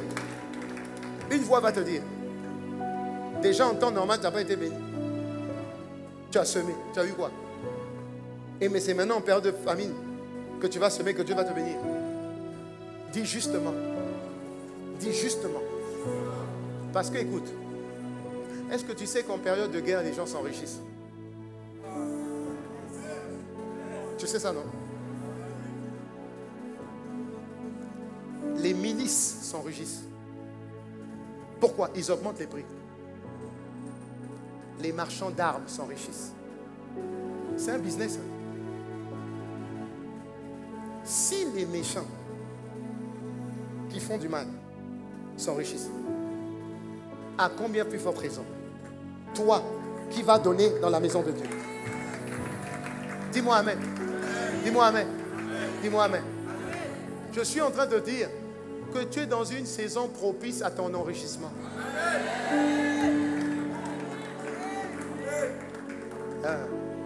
C'est la saison. C'est la saison. C'est la saison. Beaucoup de gens profitent du chaos pour s'enrichir. Dieu dit, Isaac est devenu fort. Tout ça en une année. Une année. Ça veut dire, écoutez-moi, ça veut dire, on ne dit pas que Isaac a commencé en janvier. Si ça se trouve, Isaac a semé en novembre. On a dit la même année.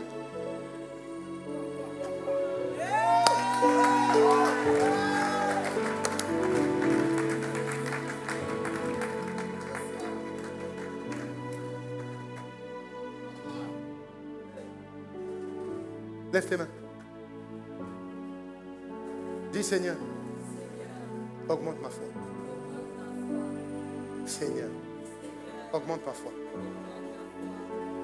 Seigneur, augmente ma foi. Augmente ma foi. Augmente ma foi.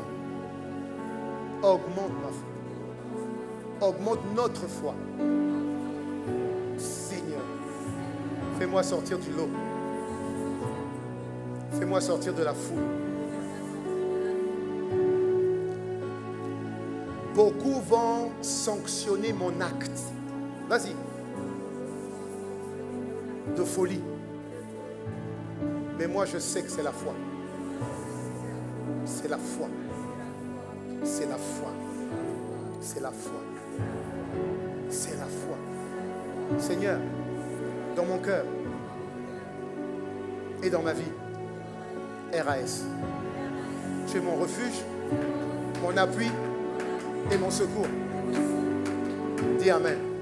Acclame le Seigneur. Acclame le Seigneur. Les chants montez. Restez debout. Le dernier point, mais restez debout. Ce dernier point, vous pouvez rester debout.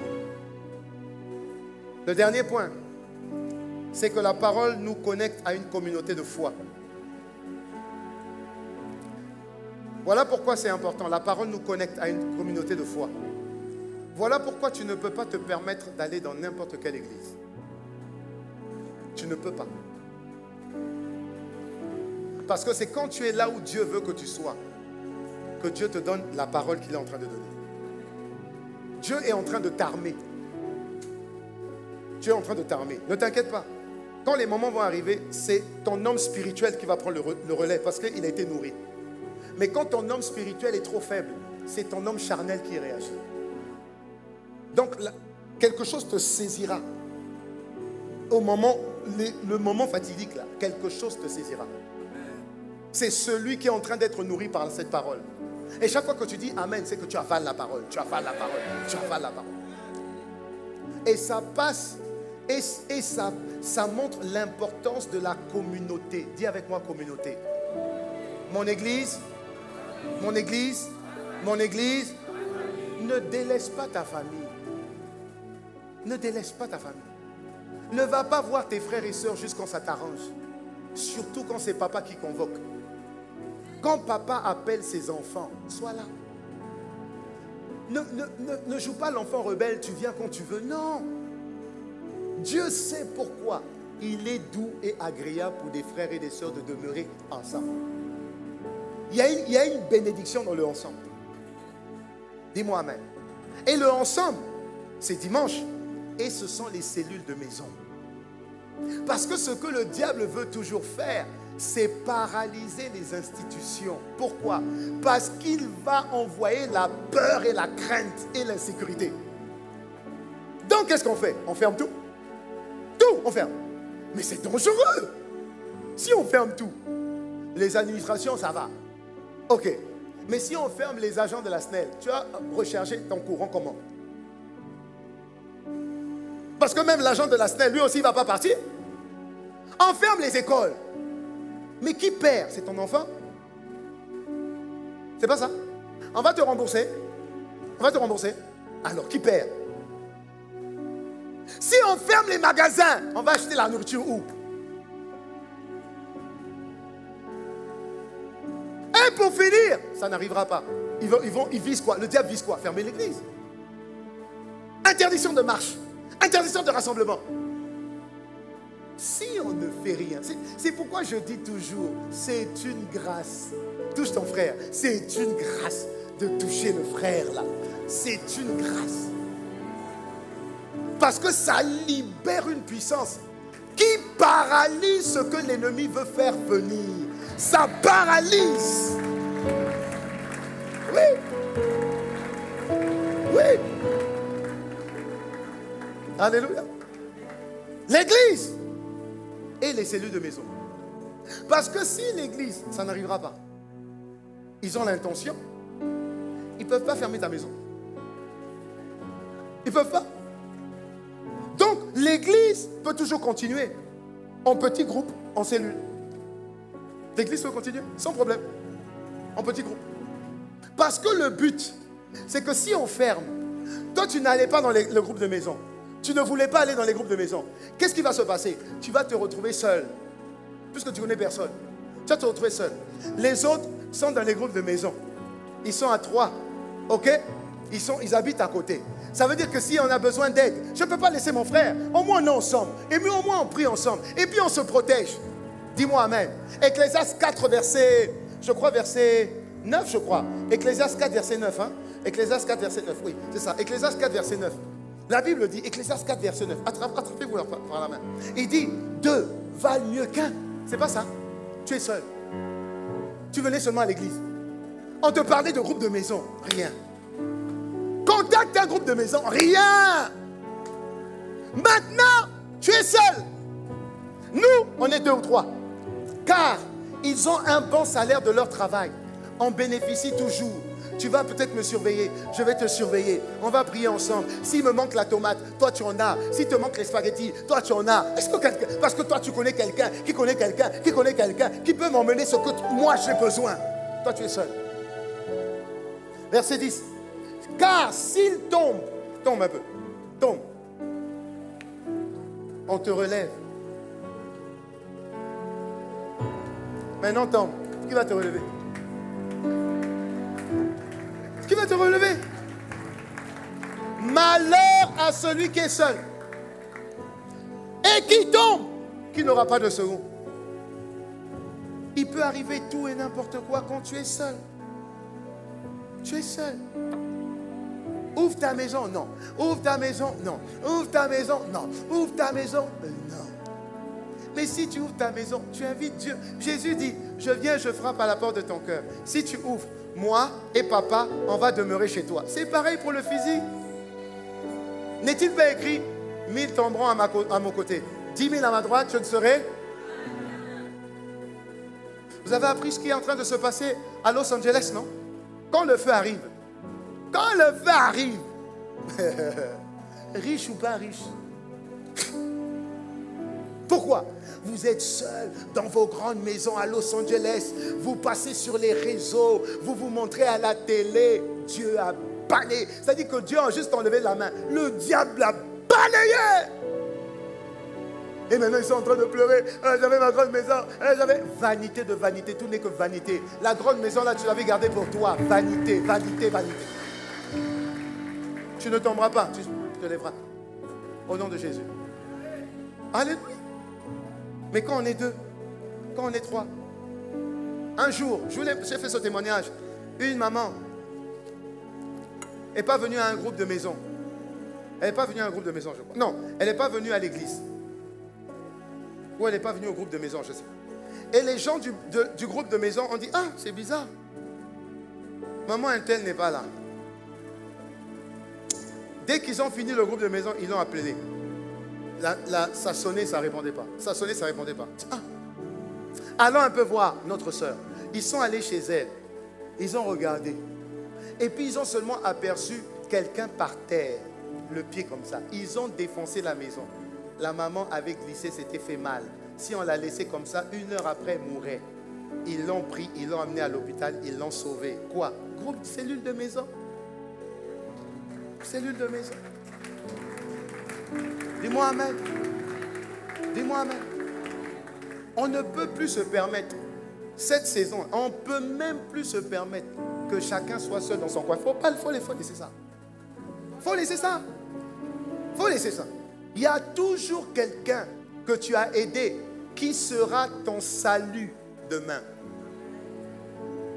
Mardi. C'est mardi, ça a un peu chauffé, non? Mardi, ça chauffe. Moi, je suis sur la ruelle, dans une ruelle un peu résidentielle. Et on a vu, on regardait là parce que ça brûlait partout. Vraiment. Et puis on a vu un monsieur. Un monsieur. Sa peau un peu blanche. Et puis il marchait. Il est allé faire le footing. Et puis nos gardiens en bas, il dit, mais monsieur, vous allez où? Il dit, non, j'habite là-bas. Il dit, mais tu ne peux pas aller là-bas. Les gens sont là-bas. Ils sont là, à 10 mètres là. Il dit, non, j'habite à côté. Et puis il court. J'habite à côté. Et puis il a fait ça. On a vu, on était en haut. Et puis il fait. Et puis tu as vu une foule arriver. Arriver, une foule venir sur lui. Gloire à Dieu. Il était juste devant une porte où les gardiens ont eu compassion de lui. Juste là. 10 mètres avant, il est mort. 10 mètres après, il est mort. Juste là, ça s'est joué là. Ils l'ont fait rentrer rapidement. Et puis ils ont dit, ils ont parlé, ils ont dit, laissez, allez, faites la bagaille là-bas. Là. Il y a eu du mouvement. Ils ont bloqué les portes. On est allé voir le monsieur. C'était un Canadien. Tu le voyais. Tiens.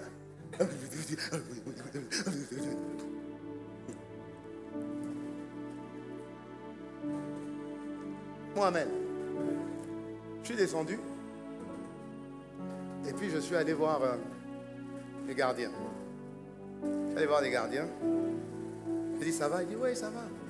J'ai dit, mais c'est toi qui l'as sauvé. Il dit, oui, oui. Oui. J'ai dit, c'est bien.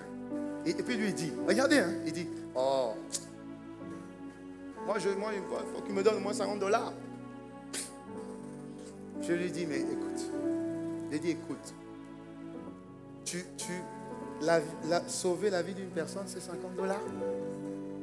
Même $100. Même $200. Si on te donne ça, refuse. Parce que si on te donne ça, Dieu va dire, on t'a déjà récompensé. Tu ne te rends pas compte de la vie d'une personne. Toi, tu mets $50. Parce que je savais comment l'ennemi va faire. L'ennemi va rentrer dans son cœur. L'ennemi va dire, tu vois, ça ne sert à rien ce que tu fais. La prochaine fois, il se retrouvera dans la même situation. Il va dire, Papa Tika, en fait, de toute façon, on n'a rien. Et je lui dis, mais tu as fait ça pour ça? Il a dit, pasteur, non, tu as raison. Pasteur, c'est vrai, tu as raison. Je dis, mais Dieu va te garder. Dieu va te payer. Si le monsieur là t'a oublié, le gars est tellement... Je crois qu'il est parti, il n'a même pas dit au revoir. Papa, il est rentré dans la voiture, il est parti. C'est pas grave, pas grave. Dieu, t'as vu. Dieu va te payer. Dis-moi amen. Tout ce que tu fais, fais-le pour Dieu.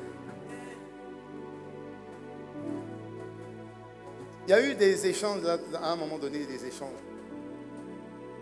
Et puis c'est comme si on nous visait un peu, nous, quoi. Des échanges comme ça. Donc quelqu'un m'a fait une photo. Il m'a envoyé. Et j'ai vu les échanges. Ok. Faut aller là-bas, faut faire ça, faut faire ça. Donc moi je voyais les échanges. Et puis j'ai vu une personne qui a dit, mais c'est bien de détruire. Mais renseignez-vous d'abord avant de détruire. Là où vous voulez détruire. Écoutez bien, moi je ne connais pas ça. Là-bas, il y a un pasteur avec cette église-là. Vous n'avez pas appris qu'ils sont allés faire du bien à des mamans veuves? Vous n'avez pas appris qu'ils sont allés sauver des orphelins? Ils ont fait du bien. Vous qui voulez détruire là, vous détruisez vos propres vies. Vous ne vous rendez pas compte qu'il y a des gens qui font le bien. J'étais comme ça, j'ai dit, waouh, je ne connais pas. Vous savez, vous faites du bien. Vous ne savez jamais que qui Dieu met pour regarder le bien que vous faites. Et ce sont ces personnes qui vont vous sauver demain. Vous comprenez ce que je dis? En cette période-là, le diable est tellement mauvais que celui que tu croyais ton ami est ton pire ennemi. Tu ne peux pas. Tu ne peux pas. Tu sais très bien que tu ne peux pas même te fier à ton garde-corps. Tu ne peux pas. Tu ne peux te fier qu'en quoi? En la parole de Dieu. Si Dieu te dit, ouvre ta maison. Ouvre ta maison, papa. Pourquoi? C'est Dieu qui garde. Dieu n'est pas fou pour voir ton obéissance et puis te laisser. Dieu n'est pas fou. Dieu n'est pas fou.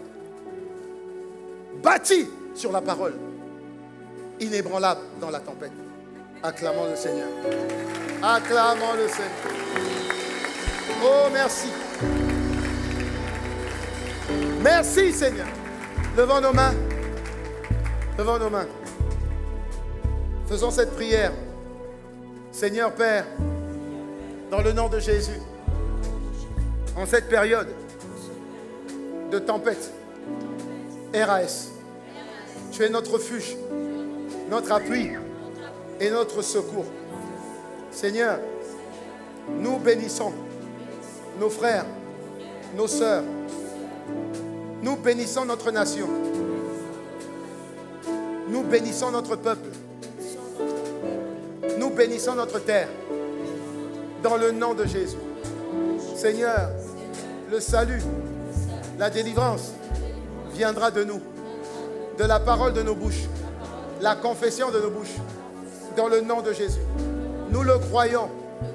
Tu prends les choses faibles pour confondre les fortes. Merci Seigneur. Parce que nous faisons partie des choses faibles aux yeux de ce monde. Merci pour cette parole qui nous donne une foi inébranlable. Bâtie sur la parole, inébranlable dans la tempête. Merci Seigneur. Élève la voix et prie et dis merci. Acclame le Seigneur et dis merci pendant que tu pries.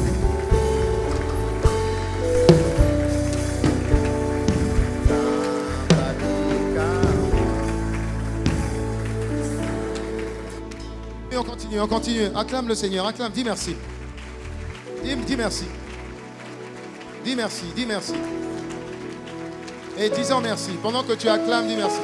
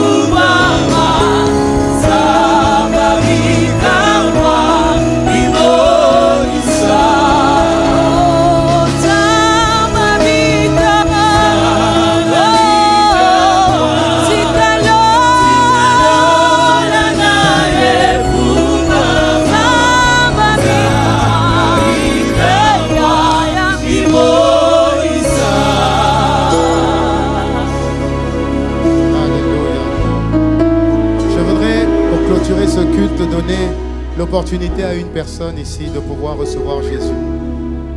Celui qui a le Fils a la vie, celui qui n'a pas le Fils n'a pas la vie.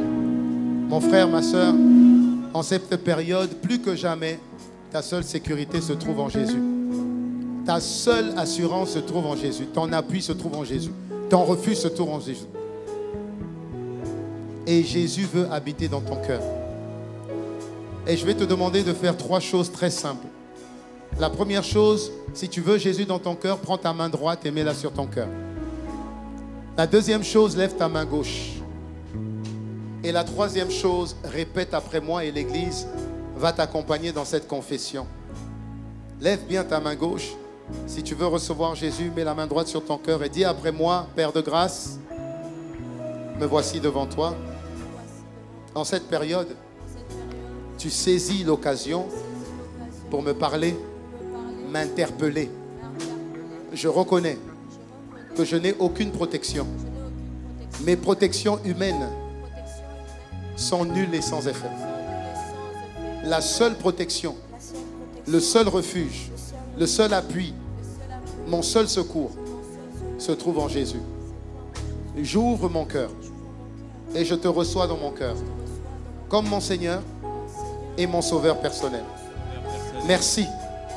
Parce qu'au travers de cette prière, répète après moi, au travers de cette prière, tu fais de moi un enfant de Dieu, membre de la plus grande famille de tout l'univers. Merci Seigneur. Je suis enfant de Dieu. Je suis croyant. Je suis en Christ. Acclame le Seigneur. Waouh. Merci. Acclame mieux le Seigneur que ça. Acclame mieux le Seigneur que ça.